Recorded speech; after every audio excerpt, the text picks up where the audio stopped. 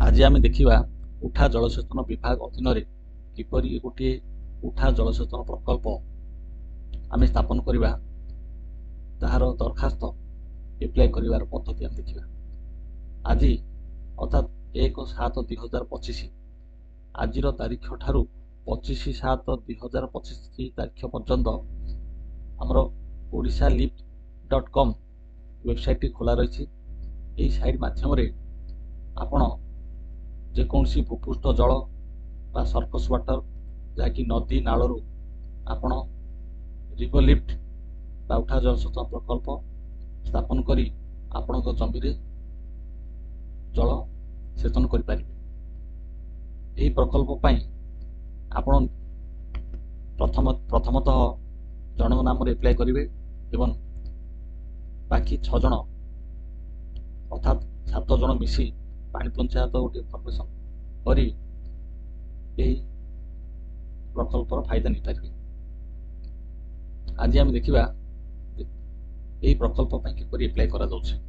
odisalift.com website आपन जिबे निज mobile number बा मोबाइल फोन रु हो बा जनसेवा केन्द्र रु हो कि ग्राम पंचायत ऑफिस को जाई कंप्यूटर माध्यम रे आपन odisalift.com वेबसाइट रे यही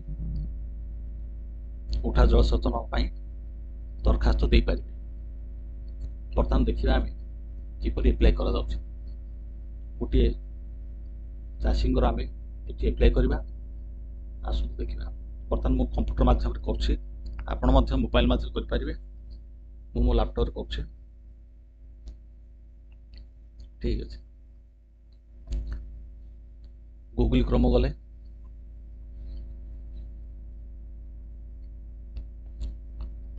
सेठी जाई odisalift.com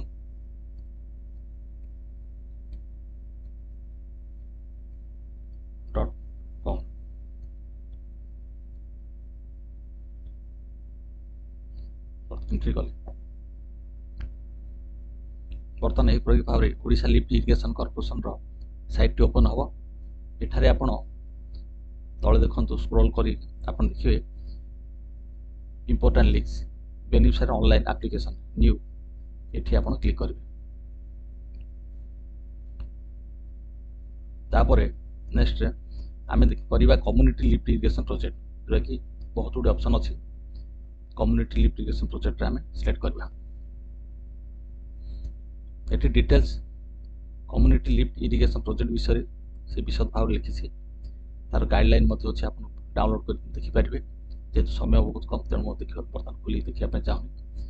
यही लिफ्ट इरिगेशन प्रोजेक्ट में एप्लाय करने निहाती गोटे चाषी वैलिड मोबाइल नंबर थी दरकार, आधार डिटेल्स थी दरकार, बीपीएल कार्ड होल्डर जदि होती तार कार्ड नंबर एवं कार्ड दरकार।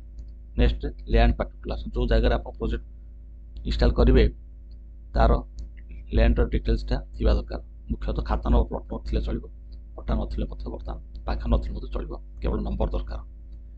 आउ ये जो डॉक्यूमेंट गुड़िक अपलोड करेंगे से गुड़िक जेपीजी फॉर्मेट कि जेपीईजी फॉर्मेट कि पीडीएफ फॉर्मेट थी दरकार जार 100 KB रु मैक्सिमम 1 MB भितर साइज थी दरकार। ये आप डिटेल पढ़ी सारापर आप गाइडलाइन पढ़े नेक्स्ट आप क्लिक करेंगे। I have read and agreed to the guideline of Biju Krushak Vikas योजना ये क्लिक कले से प्रोसीड करने आपको से चांस ये शो कर आम बर्तमान प्रोसीड कले ये पलि आसला आमर पंजीकरण पेज।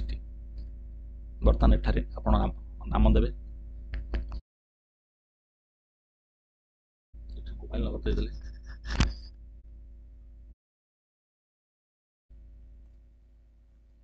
अल्टरनेटिव मोबाइल नंबर आपनर पाखे मेल आईडी देवे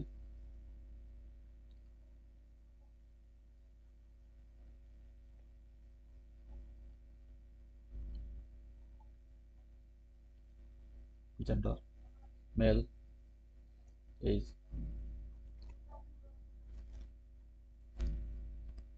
कैटेगरी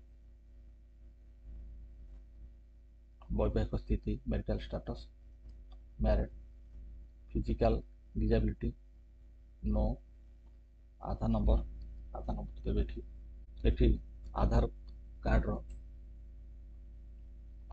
अपलोड करा जिवो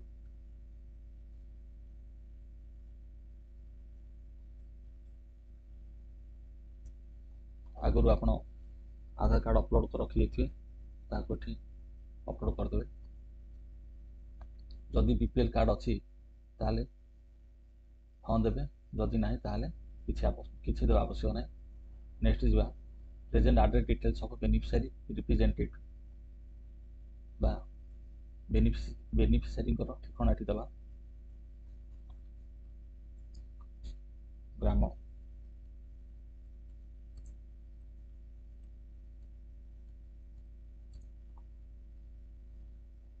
डिस्ट्रिक्ट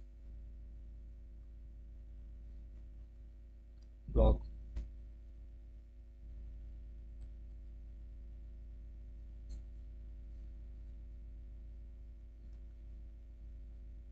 ग्राम पंचायत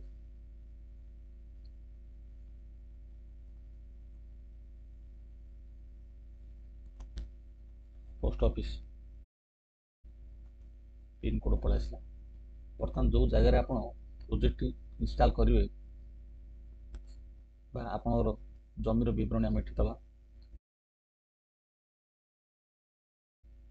निर्वाचन मंडली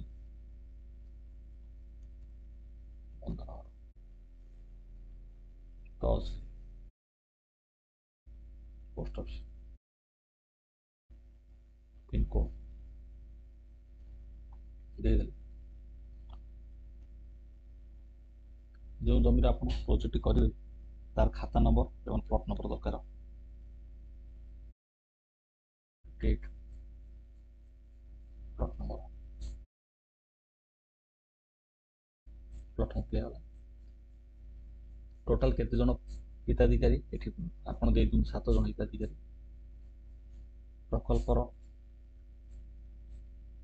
आपण रिवर लिफ्ट करेंगे कि माटी तल ट्यूबवेल करेंगे एठी दे देबे रिवर लिफ्ट जो नदी तल जमी रिवर लिफ्ट देबे जल उत्स रिवर नाल सिलेक्ट कले जल उत्स नाम लिखि दिंतु रिवर रिवर हाईकोर्ट एरिया जेहेतु आप देखिए से प्रोजेक्ट हिसाब हेले आपणर मोटामोटी केते जमी जलसेचित हो पार मिनिमम दे था 20 हेक्टर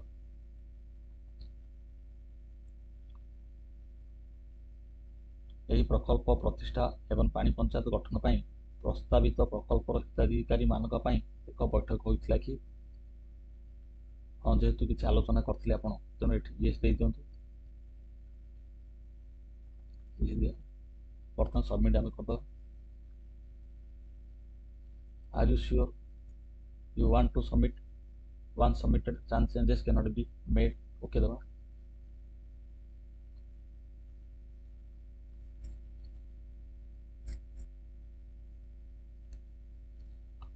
बर्तमान आमर रिप्लाई कर